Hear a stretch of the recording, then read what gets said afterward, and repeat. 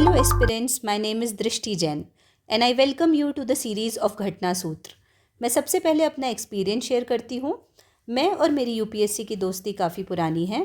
मैंने 3 सीएसई के मेंस और 2 फॉरेस्ट के मेंस और 2 इंटरव्यू दिए हुए हैं यूपीएससी में। मैं इस घटना सूत्र सीरीज़ में अपना पूरा एक्सपीरियंस आपके साथ शेयर करने की कोशिश करूँगी और किस तरीके से किस चीज़ को पढ़ा और याद किया जा सकता है, क्योंकि यूपीएससी में पढ़ाई तो सभी करते हैं लेकिन सही तरीके से और सही गाइडेंस के साथ पढ़ाई करना सबसे ज़्यादा इम्पॉर्टेंट है। इस वीडियो में हम PT 365 डिस्कस करेंगे जो कि काफ़ी क्रिस्प और कॉम्प्रिहेंसिव होगा, जो प्रीलिम्स के लिए इनफ और सफिशेंट होगा। मेरी कोशिश रहेगी कि बहुत ही कम समय में आपका ज़्यादा से ज़्यादा करंट अफेयर्स बहुत अच्छी तरीके से रिवाइज हो जाए। एंड सबसे इम्पॉर्टेंट चीज़ हम साथ ही ट्राई करेंगे कि उसका स्टैटिक से लिंकेज और लास्ट 10 ईयर्स के प्रीवियस ईयर क्वेश्चन डिस्कस करेंगे। आप बस इस वीडियो को 3 से 4 बार अच्छे से देख लीजिए एंड आई एम श्योर कि आपका पूरा current affairs PT point of view से अच्छे से हो जाएगा। तो बिना देरी किए चलो let's start PT 365। Let's start with the next video. The next topic is other initiatives in the news. यहाँ पे हम साथ साथ PYQs भी कवर करते जाएंगे जो हम आगे कंटिन्यू कर रहे थे इन्वायरमेंट PT 365, उसी का नेक्स्ट लेक्चर कंटिन्यू कर रहे हैं। The topic is climate technology centre and network. तो CCTN ने क्या किया है, मार्क्स इट्स 10th एनिवर्सरी। अब CTCN के बारे में पढ़ेंगे। हेडक्वार्टर्स कहाँ है? कोपेनहेगन डेनमार्क में है। किया गया था 2014 में in the implementation arm of technology mechanism of United Nations framework convention on climate change. It is hosted by United Nations environment programme. तो ये क्वेश्चन आया नहीं हुआ है बट ये आ सकता है किससे एसोसिएटेड है, तो UNEP से एसोसिएटेड है। It promotes accelerated transfer of environmentally sound technologies for low carbon and climate resilient development at the request of developing countries. The next topic is climate promise initiative. UN Development Program unveiled Climate Promise 2025, next stage of its Climate Promise Initiative। तो अभी नया initiative है तो ऐसे अभी पूछा नहीं गया। अब क्लाइमेट प्रॉमिस इनिशिएटिव के बारे में देखते हैं। It is an initiative to support developing countries on their climate action. It is world's largest offer of support to developing countries on NDC। तो क्या चीज़ के लिए? NDC में सपोर्ट करने के लिए बना है। Enhancement and implementation. Each party to Paris Agreement is required to establish an NDC, which includes targets for mitigating the greenhouse gas emissions and for adapting to climate impacts. Climate Promise 2025 aims to align next generation of developing countries NDC to the goal of 2015 Paris Climate Agreement. ठीक है, इसमें कुछ था नहीं ज़्यादा। Next is greening education partnership. UNESCO launched two new tools, new greening curriculum guidance and new green school quality standards. तब education से related और यूनेस्को का फुल फॉर्म भी एजुकेशन से एसोसिएटेड है, तो हम समझ सकते हैं किसका इनिशिएटिव हो सकता है? यूनेस्को का। About grinning education partnership. It is a global initiative comprising 80 member states and supports countries to tackle the climate crisis by harnessing the critical role of education.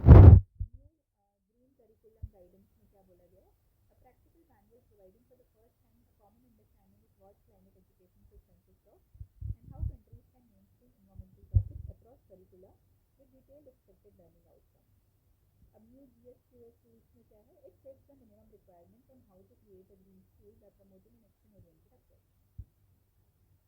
चलो नेक्स्ट टॉपिक पढ़ते हैं, climate policy initiative. Climate policy initiative release global landscape of climate finance 2024 during UNFCCC COP29। UNFCCC COP29 में एक नया initiative launch हुआ, global landscape of climate finance. अब CPI के बारे में पढ़ते हैं। Independent non profit organisation with deep expertise in finance and policy. It was founded in 2009 to support nations building low carbon economies to develop and implement effective climate, energy and land use policies. Key findings of the report क्या है? Climate flows are likely to have surpassed $1.5 trillion in 2023 with key increases in renewable energy and low cost transport. Fossil fuel investment and consumer fossil fuel subsidies continue to increase annually since 2020. Next topic है, अभी जो छोटे छोटे topic आ रहे हैं ना, ये इतने आते नहीं है एग्जाम में, ठीक है, इसलिए अपन इसको फटाफट करते हैं। Science based targets initiative. Climate experts voice concern regarding CBTI's decision allowing companies to offset green house gas emissions from their value chain. अब SBTI के बारे में पढ़ेंगे। SBTI is a corporate climate action organisation that enables companies and financial institutions world wide to combat the climate crisis. It develops standards, tools and guidance to meet corporate climate targets. It is incorporated as a charity. SBTI's partners include Carbon Disclosure Project, United Nations Global Compact, We Mean Business Coalition, World Resources Institute, and World Wildlife Fund for Nature. The next topic is National Information System for Climate and Environmental Studies Program. NICES program has invited Indian researchers to join in combating climate change. अब NICES program के बारे में पढ़ेंगे. Conceptualized in 2012, it is operated by Indian Space Research Organization, किसका है? ISRO का है, and Department of Space, along with other ministries under the framework of National Action Plan on Climate Change. Its objective is generation and dissemination of long-term essential climate variables derived from Indian and other Earth observation satellites, which are crucial for characterizing Earth's climate. Now aims to enhance participation of academia and research institutions in addressing climate change related challenges through multidisciplinary scientific investigations. ठीक है. Next है international network for terrestrial research and monitoring in the Arctic. तो इसको short में क्या बोलेंगे? Interact. एक बार full form फिर से देखो, क्योंकि डायरेक्टली अभी पूछा नहीं है, बट ये पूछ सकता है इंटरैक्ट किससे एसोसिएटेड है. तो international network for terrestrial research and monitoring in Arctic, तो आर्कटिक रीजन से और टेरेस्ट्रियल रिसर्च के लिए एसोसिएटेड है. INTERACT is a project of large network of research stations focused on Arctic and surrounding regions. INTERACT क्या है? Research station spread across various countries including northern Europe, Russia, USA, Canada, Greenland, Iceland, Faroe island and Scotland. The project is funded by EU. Objective क्या है? Build capacity for identifying, understanding, predicting and responding to diverse environmental challenges throughout the wide environmental and land use envelopes of the Arctic. The next topic is MYAC, 1 Million Youth Actions Challenge. क्या क्या? 1 Million Youth Actions Challenge. It is promoted by One UN Climate Change Learning Partnership, UNCC Learn.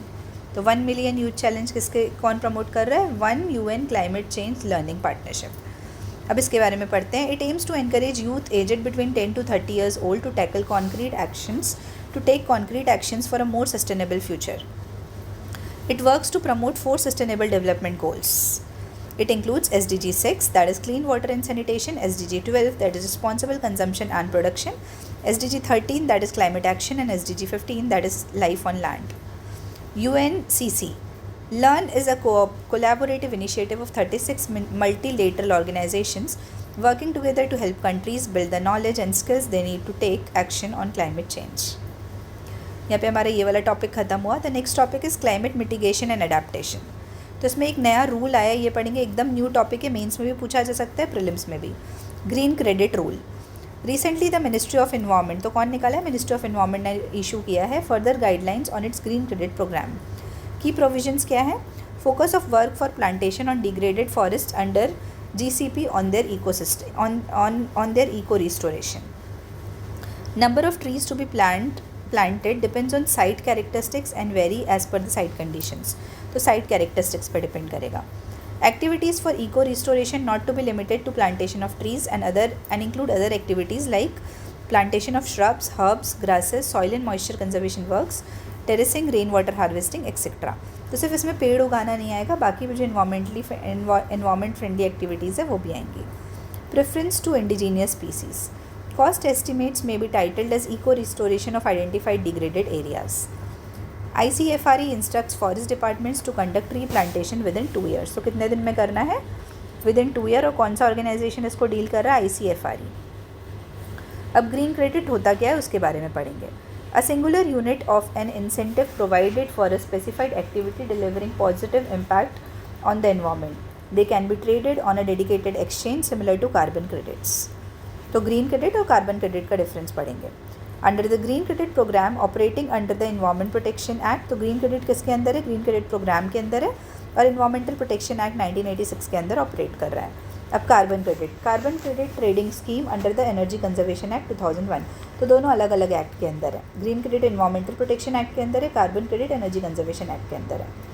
Benefits include benefits individuals and communities, और carbon credit benefit mainly industries and corporations. अभी दोनों के लिए एक common है. Green credit activities में qualify for carbon credits leading to को benefits like carbon emission reductions but not vice versa. तो ग्रीन क्रेडिट वाली जो एक्टिविटी है वो कार्बन क्रेडिट के लिए क्वालिफाई कर सकती है, बट सिमिलर अपोजिट नहीं है. अब ग्रीन क्रेडिट प्रोग्राम के बारे में पढ़ लेते हैं. ये मार्केट बेस्ड मैकेनिज्म है. क्या है? मार्केट बेस्ड मैकेनिज्म है for voluntary participation to incentivise environment positive actions by different stakeholders. Aim क्या है, aligned with lifestyle for environment initiative, तो किसके साथ एसोसिएटेड है, लाइफस्टाइल फॉर एनवायरनमेंट इनिशिएटिव से रिलेटेड है। Encourage industries, companies and other entities to meet their existing obligations और other obligations that are voluntary. Eligible activities include tree plantation, sustainable agriculture practices, etc. Established under the Environmental Protection Act 1986 with the MOEFCC as nodal agency. अब governance structure क्या है, steering committee बनी है। The Indian council of forestry research and education जो है वो GCP administrator के जैसे सर्व कर रही है for programme implementation, management, monitoring and operation. Project registration, verification and issuance of green credit performs established by ICFRE। यहाँ तक क्लियर है आई होप। अब other carbon market and trading mechanisms in India, तो carbon credit trading scheme 2023 introduce through amendments in the energy conservation act 2022। तो carbon credit trading scheme किस में आई है, energy conservation act 2022। It establishes Indian carbon market under 2 mechanisms. तो सबसे पहले compliance mechanism, mandatory programme for energy intensive industries where government will set GHG emission intensity targets. Initially includes 9 sectors like fertilizer, iron and steel, pulp and paper, petrochemical and petroleum refinery. अब offset mechanism क्या होगा, a voluntary project based mechanism for entities not covered under compliance mechanism. Other instruments क्या क्या हैं इसमें, perform, achieve and trade scheme है, PAT scheme बोलते हैं जिसको। It mandates large energy intensive industries, तो किसको, लार्ज एनर्जी इंटेंसिव इंडस्ट्रीज को, to reduce their specific energy consumption. Industries that exceed their target earn energy saving certificates which can be traded with those who fall short, तो इनको trade भी किया जा सकता है। It will be transitioned gradually to the compliance mechanism under CCTS. अब second है renewable energy certificates. क्या होता है, renewable energy certificate scheme is a market based instrument to promote renewable energy and facilitate compliance of renewable purchase obligations. तो क्या आता है, RPO के काम आता है ये। Value of renewable energy certificate is equivalent to 1 megawatt hour of electricity. कितना, 1 megawatt hour of electricity. The next topic is green washing, और ये PYQ में आया हुआ है 2022 में। तो पहले हम ग्रीन वॉशिंग पढ़ लेते, फिर वो क्वेश्चन देख लेंगे। न्यूज़ में क्यों है, central consumer protection authority has issued guidelines for prevention and regulation of green washing and misleading environmental claims. तो किसने गाइडलाइन इशू की है, सेंट्रल कंज्यूमर प्रोटेक्शन अथॉरिटी ने गाइडलाइन इशू की है prevention and regulation of green washing and misleading environmental claims के ऊपर। These guidelines are in furtherance to the guidelines of prevention of misleading advertisement 2022। They shall be in addition to and not in derogation of other laws. अब green washing होता क्या है, guidelines define it as any deceptive और misleading practice which includes concealing, omitting और hiding relevant information by exaggerating, making vague, false और unsubstantiated environmental claims. तो मतलब झूठी तरीके से चीज़ों को क्लेम करना is green washing. Also includes use of misleading words, symbols और imagery, placing emphasis on positive environmental aspects while downplaying और कंसीलिंग हार्मफुल एट्रीब्यूट्स। अब की प्रोविजंस क्या है गाइडलाइंस के, applicability, all environmental claims a manufacturer, service provider, product seller, advertiser और an advertising agency और endorser whose service is availed for the advertisement of such products. Substantiation of environmental claims. All environmental claims shall be supported by accessible verifiable evidence on independent studies and third party certification. Adequate disclosures क्या क्या होंगे, ensure all environmental claims and ads or communications are fully disclosed either directly or through technology like QR codes or web links for easy accessibility. Claims must specify whether it refers to good as a whole or a part of it or a manufacturing process, packaging, etc. Avoid selectively presenting data to favorably highlight environmental claims. Aspirational or futuristic environmental claims. Such claims may be made only when clear and actionable plans have been developed for achievement of objectives. तो इसमें देखो यहाँ पे types of green washing generally exploited by companies. तो companies क्या क्या करती हैं, सबसे पहले टर्म है green हशिंग। Companies under-report or hide sustainable credentials to avoid scrutiny. Second है green rinsing. When a company regularly changes its ESG, environmental social governance compliance targets before achieving them. Green labeling. The labeling of an essentially unsustainable product as green or sustainable.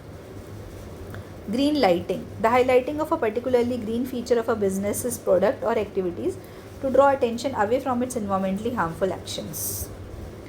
Next है green shifting, when companies reduce the climate crisis to consumer behaviour and shift responsibility to consumers, to individuals. Green crowding, when a company hides within a group and is slow to adopt sustainability policies. Example, the 20 largest single-use plastic waste producers are members of Alliance to End Plastic Waste Global Alliance. So देखो कितनी irony है, बोल रहे जो 20 largest single use plastic waste producers हैं वही alliance to end global plastic waste compliance में हैं. नेक्स्ट, अब other initiatives taken to prevent green washing. First है Bureau of Indian Standards. Eco labelling start की इन्होंने प्रोडक्ट्स एंड सर्विसेज की, called ISO 140241999. Green rating programme by Centre of Science and Environment, तो किसने launch किया, CSE ने launch किया, that rate industrial units for their environmental friendliness. Indian Green Building Council, a non profit organisation है that has developed a rating system for green buildings. फिर SEBI का business responsibility and sustainability report card होता है, ठीक है. It requires top 100 listed companies to report their ESG, environmental, social and governance performance in a standardised format. फिर next है Advertising Standards Council of India. It requires the advertisements making environmentally green claims must be specific, accurate and not misleading. Next है green washing tech sprint, organised by Global Financial Innovation Network to develop a tool to help regulators tackle green washing in financial services. Reserve Bank of India was a participant.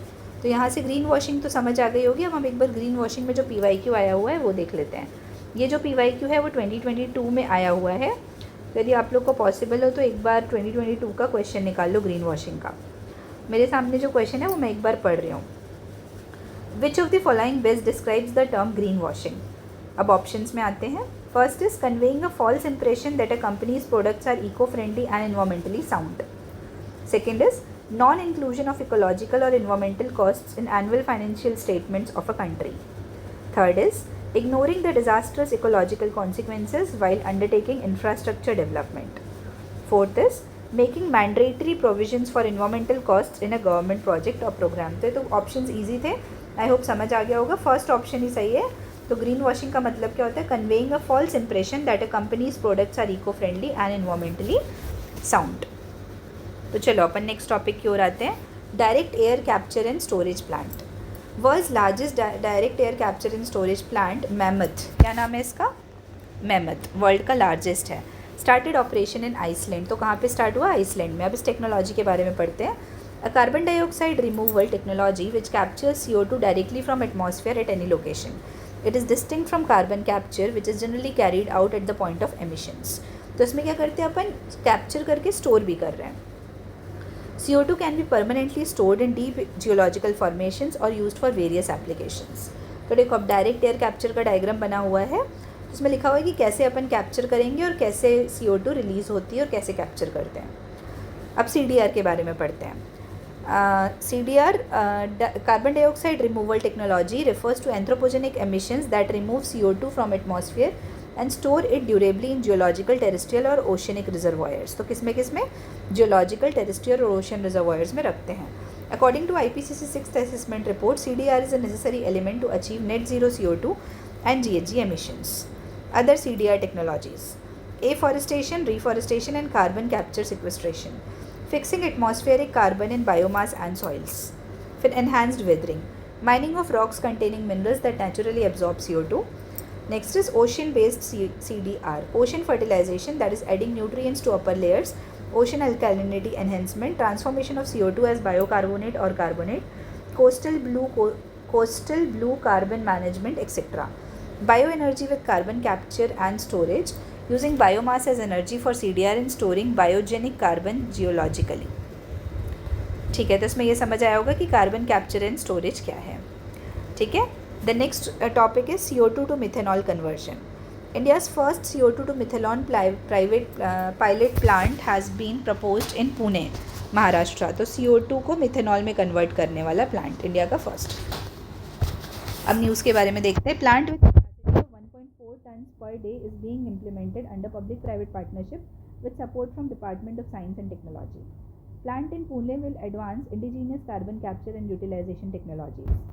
About CO2 to methanol conversion. CO2 to methanol involves capturing carbon emissions before they enter atmosphere from industrial sources like power plants or directly from air. Captured CO2 is then hydrogenated, reacted with hydrogen to produce methanol. About methanol, also known as wood alcohol. It is a low carbon hydrogen carrier fuel produced from high ash coal, agricultural residue, CO2 from thermal power plants and natural gas. It can replace petrol, diesel in the transport sector, energy sector and retail cooking, that is replacing LPG partially, kerosene and wood charcoal.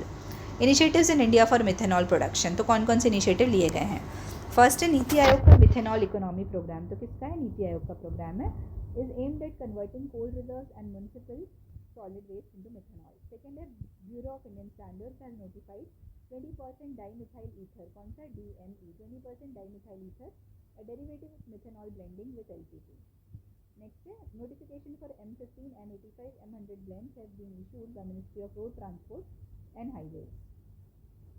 अब आते हैं about carbon capture utilisation and storage. It refers to group of technologies for capturing of CO2 from large and stationary CO2 emitting sources like fossil fuel based power plants and other industries. It involves transport of captured CO2 by pipeline or through shipping, rail or trucks to sites for utilization in different applications, injections into geological formations or depleted oil or gas fields for permanent storage and trapping of CO2. अब carbon capture utilisation and storage के बारे में देखो कि capture कैसे होगा. सबसे पहले ये डायग्राम में देख रही हूँ ना मैं, diagram. Capturing CO2 from example biomass fuel power stations, industrial facilities और डायरेक्टली फ्रॉम एयर. फिर वहाँ से अपन ट्रांसपोर्ट करेंगे. The compressed CO is moved by ship, truck और pipeline from the point of capture to the point of use और storage. अब use कैसे करेंगे? Capturing CO2 is used as a resource of feedstock to create products and services. उसके बाद storage कैसे करेंगे? Storing the CO2 permanently in underground geological formations. ठीक है, तो अब कार्बन कैप्चर एंड यूटिलाइजेशन में हमने ये डायग्राम देख लिया. उसके बाद आ जाते हैं नेक्स्ट टॉपिक में, ग्रीन टग ट्रांजिशन प्रोग्राम. ठीक है, तो union minister of port, shipping and waterways launched the SOP for Green Tug Transition Program to drive the transition from conventional fuel-based harbor tugs to greener alternatives. Green tug transition programme क्या है? Announced in 2023 is a की initiative under panchakarma संकल्प. तो क्या है? Panchakarma announcements हुए थे, संकल्प हुए थे. उसमें था 30% financial support for the promotion of green shipping, facilitate and monitor river and sea cruises. Aim क्या था? To phase out conventional fuel based harbour tugs operating in Indian major ports and replace them with green tugs. A tug is a particular class of boat which helps mega ships enter और leave a port. अब emission from shipping sector, global, accounts for nearly 3% of the world's CO2 emission. India, GHG emissions for maritime excluding military operations contribute 1% of the overall transport sector GHG emissions. Other initiatives में global में revised GHG gas strategy by International Maritime Organization, sectoral target of net zero emissions by 2050. Green Voyage 2050 क्या है? Support developing countries to reduce emissions from ships aligning with 2023 IMO GHG strategy. अब India के क्या initiatives है? Sagarmala programme, port led development, emphasis on green ports, maritime India vision 2030, green ports and green shipping in India. अब कुछ important terms हैं वो हम देख लेते हैं जो न्यूज़ में है. तो सबसे पहले carbon farming. European Parliament and European Council recently reached a provisional agreement on regulation to establish the first EU level carbon removal certification programme framework. अब कार्बन फार्मिंग क्या होती है? ये टर्म इंपॉर्टेंट है. Carbon farming, it is a regenerative practice to improve agriculture, restore ecosystem and combat climate change by storing carbon and reducing emissions, that is regenerative farming. Common methods क्या क्या है? Agro forestry है, conservation farming है, minimisation. एक second, ये थोड़ा highlight गड़बड़ हो गया है,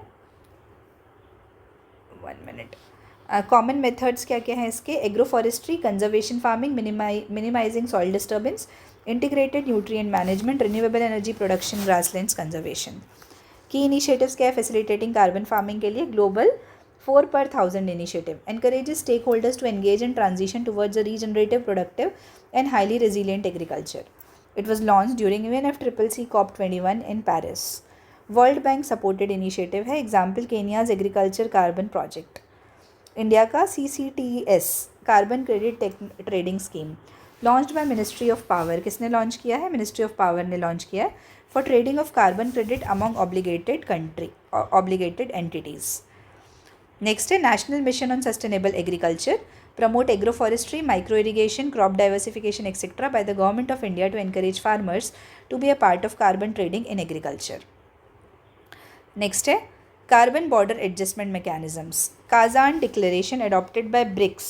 किसने अडॉप्ट किया? कजान डिक्लेरेशन, ब्रिक्स कंट्रीज़ ने, इन्होंने डिक्लेरेशन अडॉप्ट किया है, कजान डिक्लेरेशन, बट उसमें CBAM को रिजेक्ट कर दिया, कार्बन बॉर्डर एडजस्टमेंट टैक्स को, कॉलिंग इट डिस्क्रिमिनेटरी। अब ये टैक्स क्या है?